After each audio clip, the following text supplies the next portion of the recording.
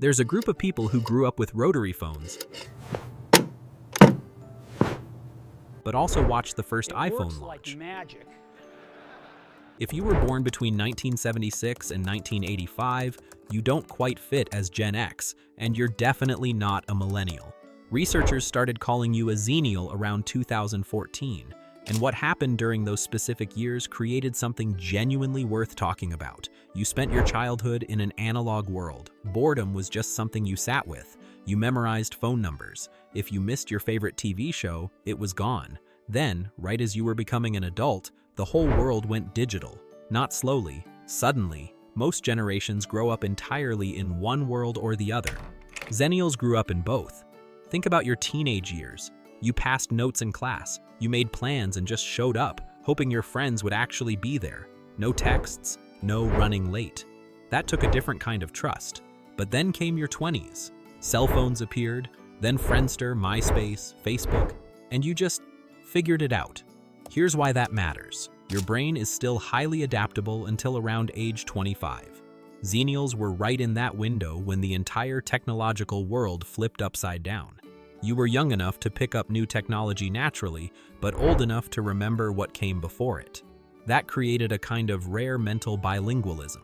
You can sit in a conversation without checking your phone every 30 seconds, but you're also not intimidated by new software. You know what it felt like to be genuinely unreachable for a few hours, something a lot of younger people have never experienced. You also have a different relationship with your past. Your embarrassing moments, bad haircuts, rough breakups, they just faded into memory. No photos, no posts, no permanent record. Memory naturally softens and reshapes over time, and you got to experience that the way humans always did before documentation took over.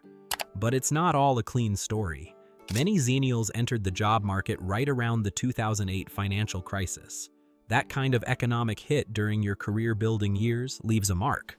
Even after things improved, a lot of you carried forward this quiet background worry. What if it all falls apart again?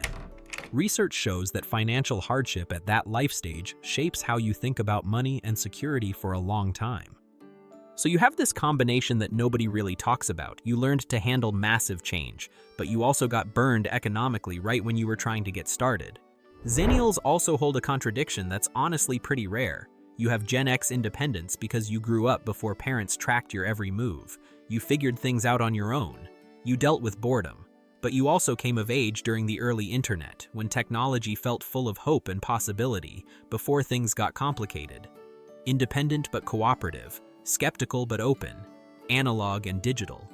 What seems to define Xennials most is the ability to hold these opposites without it feeling strange. You remember the before and the after. You can see what we gained and what we lost.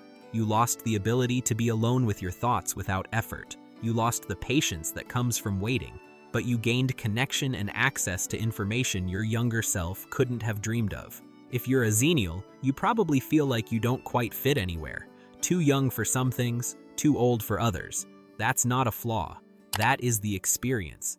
In a world that keeps changing faster than anyone can predict, having already lived through one massive shift might be one of the most useful things a person can carry. You learned how to adapt without completely losing yourself in the process. That's the Xennial experience, and it's worth understanding.